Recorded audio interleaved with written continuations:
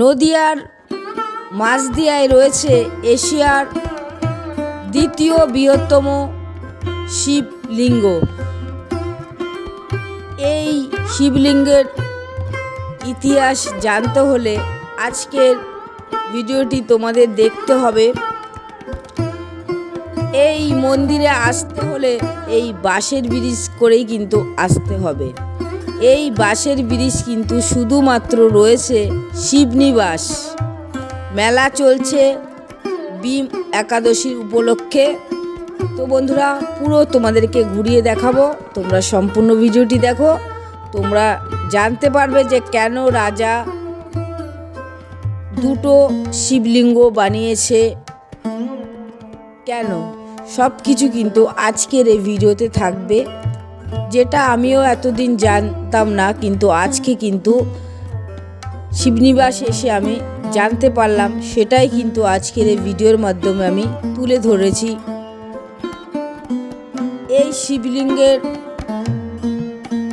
উচ্চতা 9.5 ফুট।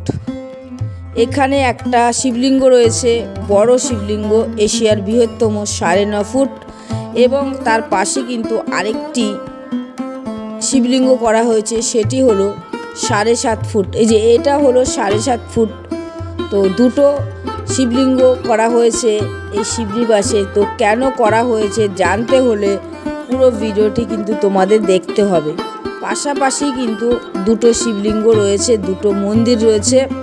চলো তোমরা ভিডিওটি দেখো, তোমাদের ভীষণ ভালো লাগবে।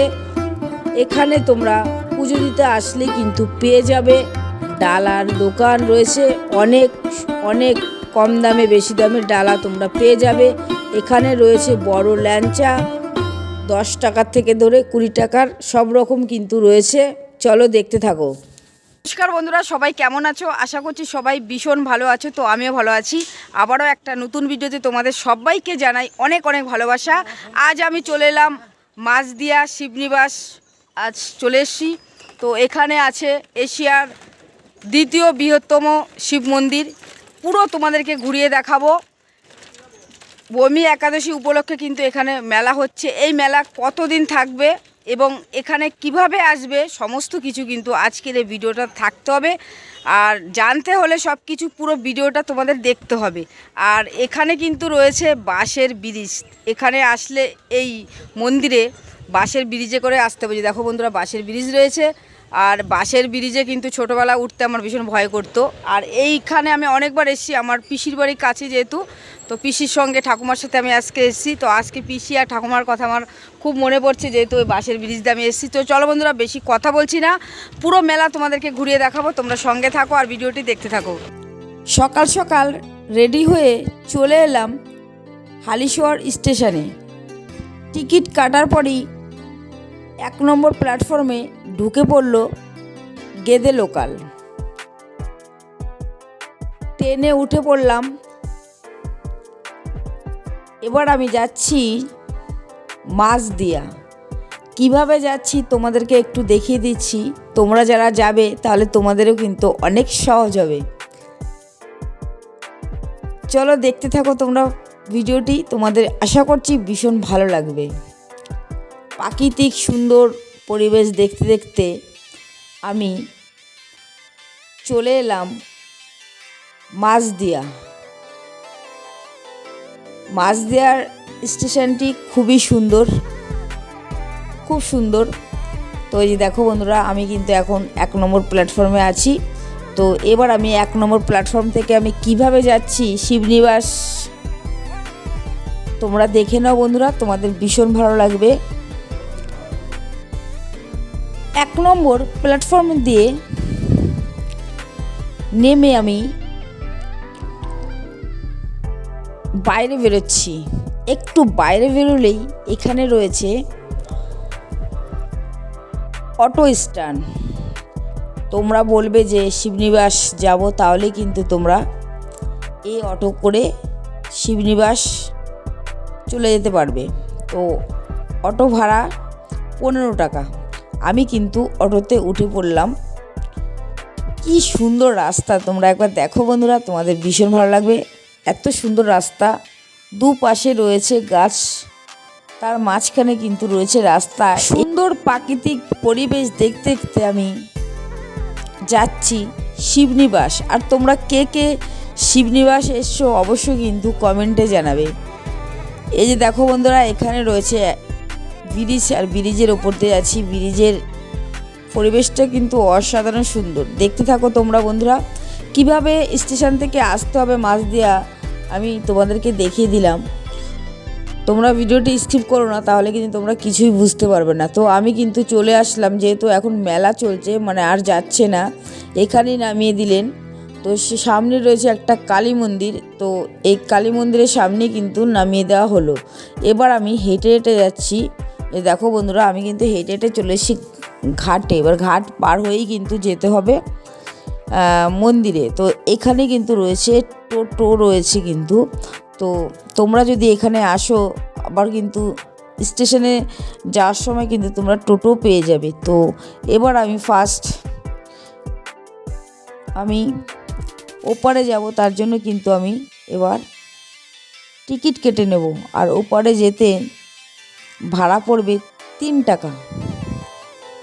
তো এই যে দেখো বন্ধুরা, এবার আমি এখান থেকে টিকিট কেটে নিলাম 3 টাকা দিয়ে, মানে ঘাট পার হওয়ার জন্য। আর এই শিবনিবাস আমি আগে অনেকবার এসেছি আমার পিসির সঙ্গে, আমার ঠাকুমার সাথে, আবারও আজকে এসেছি। আগেও আমি এসেছিলাম কিছুদিন আগে, তো আবার আজকে চলে আসলাম। আমার ভীষণ ভালো লাগে। যে দেখো, এখানে রয়েছে কিন্তু বাঁশের ব্রিজ। এই বাঁশের ব্রিজ পার হয়ে কিন্তু এবার ওপারে যেতে হবে। তো দেখো, অপূর্ব সুন্দর। এটা হলো চুনি নদী। পরিবেশটা তোমরা একবার দেখে নাও, খুবই সুন্দর। এই বাঁশের ব্রিজ দিয়ে কিন্তু আমি এবার হেঁটে হেঁটে ওপারে যাব। তোমরা দেখতে থাকো বন্ধুরা।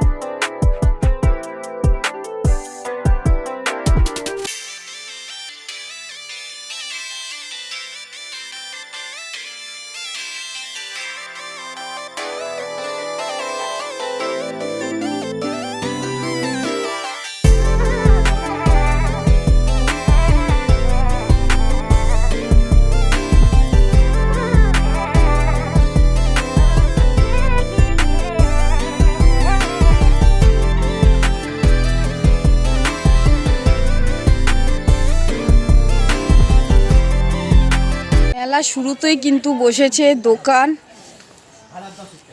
আইসক্রিমের দোকান, আরও অনেক দোকান বসেছে।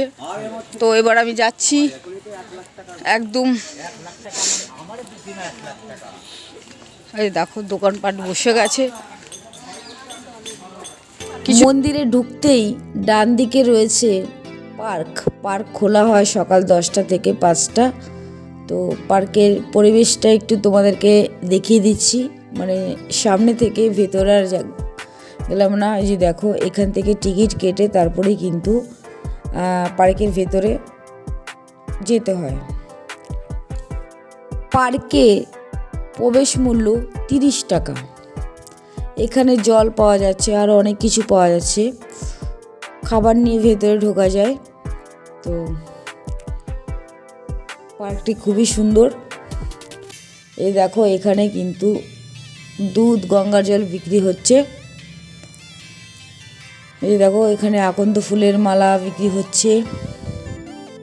এই দেখো, এখানে বিক্রি হচ্ছে কম দামে বেশি দামের মালা রয়েছে। এখানে বেল রয়েছে, আরও সমস্ত কিছু ফুল, বেলপাতা সব কিছু রয়েছে।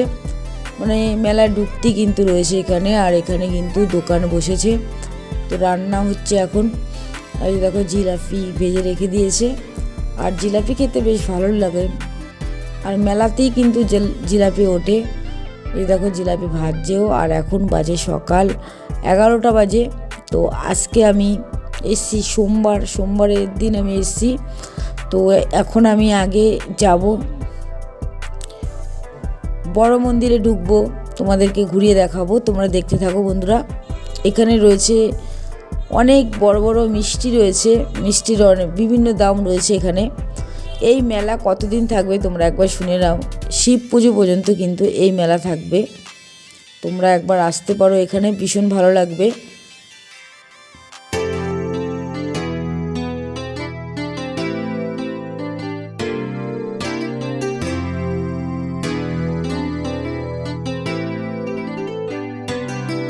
আমি যেদিন এসেছিলাম মন্দিরে সেদিন কিন্তু সোমবার ছিল,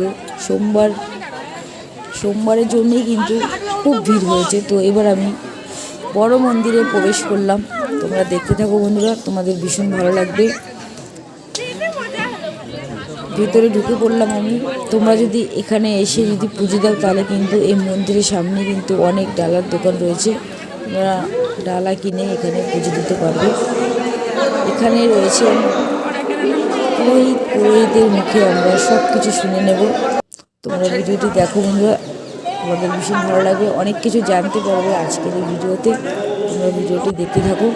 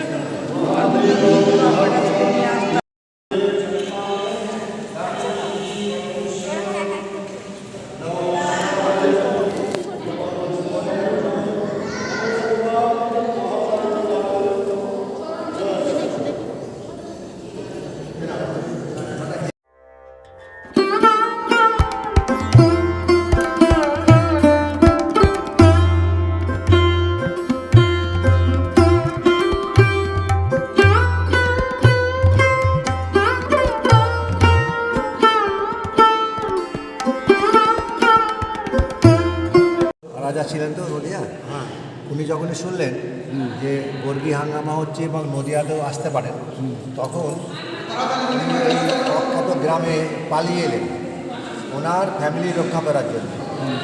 মানে রানীদের এখানে আনলেন এবং এখানে এইদিকে এবং এখানে ওনার অট্টালিকা করলেন, যেমন রাজা এলে হয় আর কি। এবং ওনার যারা উপদেষ্টা মণ্ডলী ছিল সেই তারা বললেন, মহারাজ যার ভয়ে পালিয়ে এলেন বর্গীদের ভয়ে, তাদের ইষ্টদেবতা শিব, সুতরাং আপনি এইখানে শিবের মন্দির প্রতিষ্ঠা করুন, শিব প্রতিষ্ঠা করুন। তখন বেনারস থেকে বজরাই করে বড় বড় পোস্টমার্টমের চা এনে এইটা প্রতিষ্ঠা হলো 1754 খ্রিস্টাব্দে। এখানে শিলালিপি আছে 1676 শতাব্দী হিসেবে এটা প্রতিষ্ঠা হলো, যেটা এশিয়ার মধ্যে বৃহৎ শিব, পশ্চিম পাথরের, এবং এটা ওনার বড় রানী তার মঙ্গলের জন্য প্রতিষ্ঠা করলেন। এবং এই শিবের নাম হচ্ছে রাজরাজেশ্বর। হ্যাঁ, এর 7 বছর পরে ওনার ছোট যে রানী তার মঙ্গলের জন্যে এই পাশে একটা শিব করলেন। 7 বছর পর প্রতিষ্ঠা করলেন, ওই শিবের নাম হচ্ছে রাজেশ্বর। ওই সালে রাজা নিজের মঙ্গলের জন্যে রামচন্দ্র প্রতিষ্ঠা করলেন, রাম শিব। এই হচ্ছে ছোট্ট করে প্রতিষ্ঠার কারণ। আচ্ছা, এটা কত ফিট? এটা 9 ফুট উঁচু। 9 ফুট। আর ওইটা পাশেরটা হচ্ছে 7 ফুট উঁচু।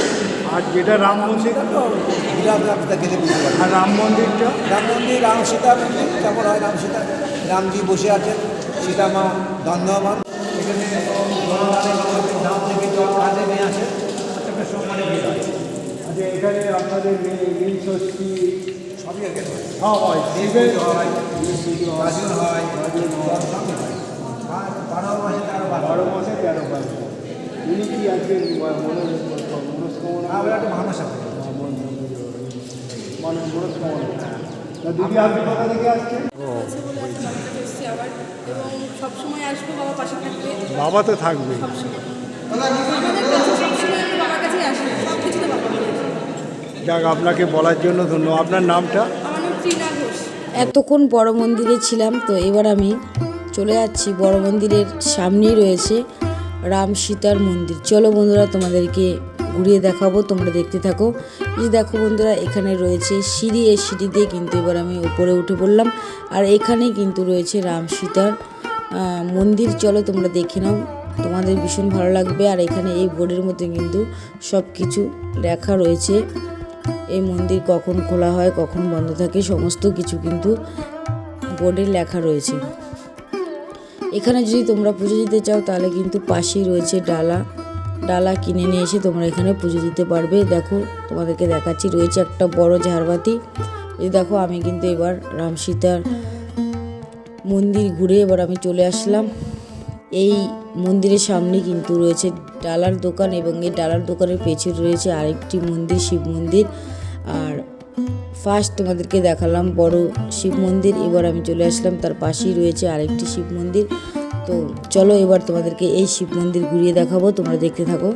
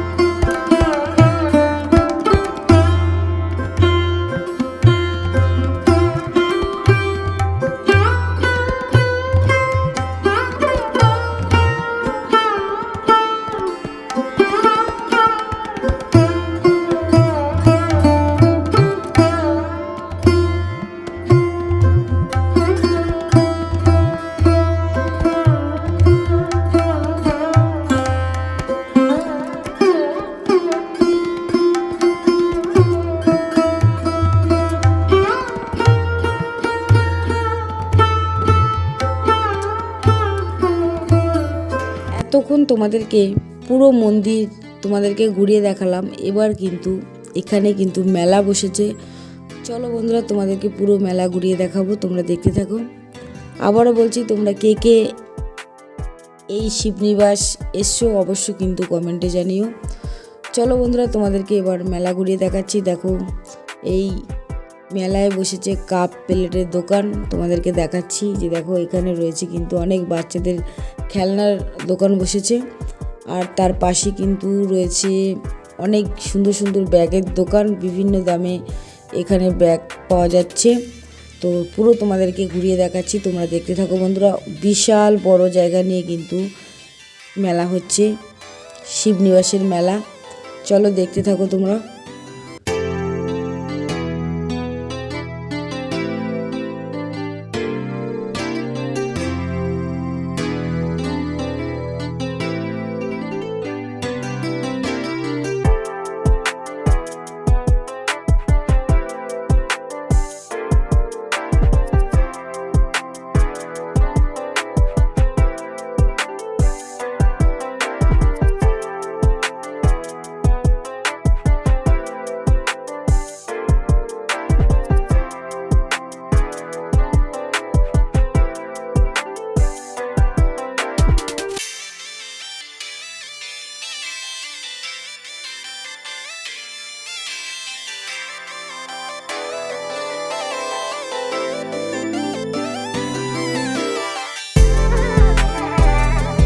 মেলা মধ্যে দেখছি আমি এইগুলো বেশি বিক্রি হচ্ছে, কারণ মানে হচ্ছে যারা একাদশী করে আপনার এটাই কৈমুখী খেয়ে এটাই হচ্ছে চিকেন করতে।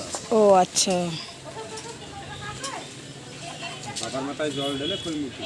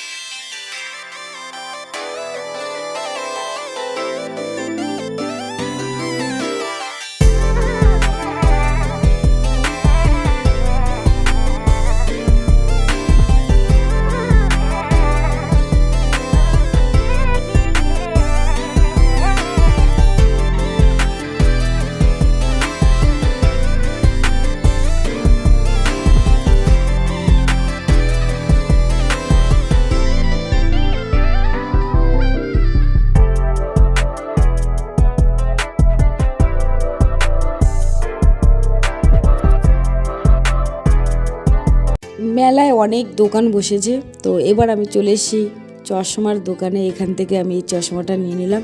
এই চশমাটা পরে আমাকে কেমন লাগছে বন্ধুরা অবশ্যই কিন্তু কমেন্টে জানাবে।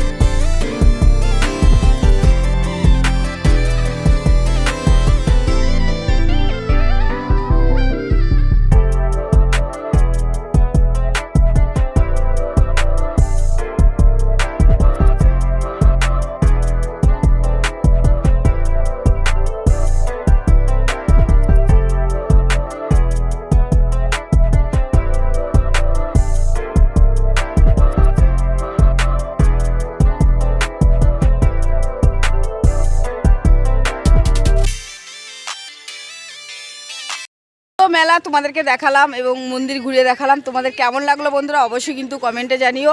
আর তোমরাও কিন্তু চলে এসো, কীভাবে আসতে হবে সমস্ত কিছু আজকের ভিডিওতে থাকলো। তো ভিডিওটি আর বড় করছি না, এখানেই শেষ করে দেব। আর একটা কথা বলবো, যারা আমাকে সাপোর্ট করছো অসংখ্য ধন্যবাদ। এভাবে আমার পাশে থেকো, সবাই ভালো থেকো, সুস্থ থেকো। সবাইকে অসংখ্য ধন্যবাদ এতক্ষণ ভিডিওটি দেখার জন্য।